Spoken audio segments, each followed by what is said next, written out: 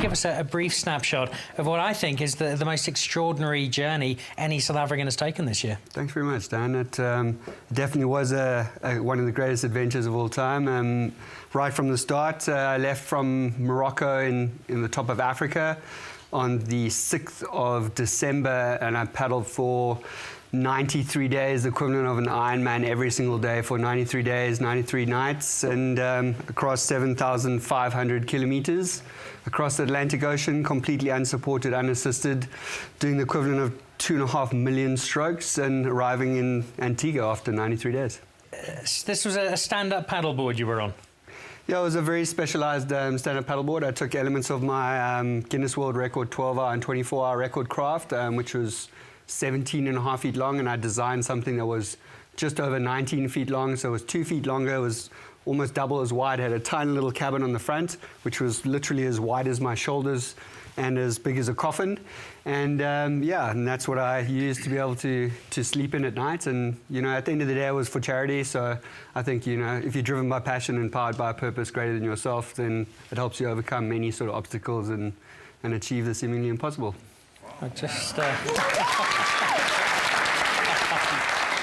You're currently with Dr. Phil as we move on through three just wonderful South Africans. When you talk about needing that sort of inspiration, when I thought about what you did, I thought about the challenges, the oil tanker hitting you in the night, the shark eating you, the things that could have happened. But the one that came back to me time and again was just the loneliness.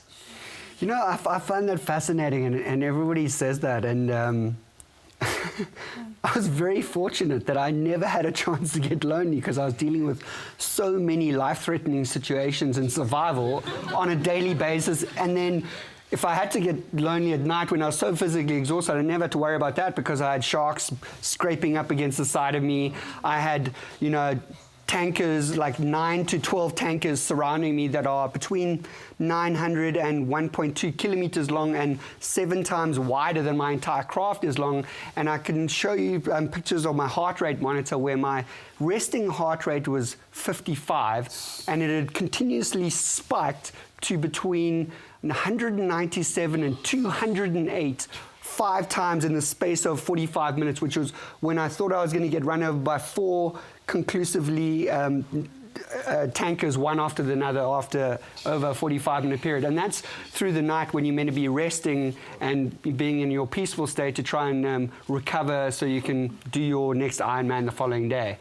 After you've just got a giant great white that scraped past you for the second time, which means that he's actually interested and probably going to come back and bite the side of the craft next to you.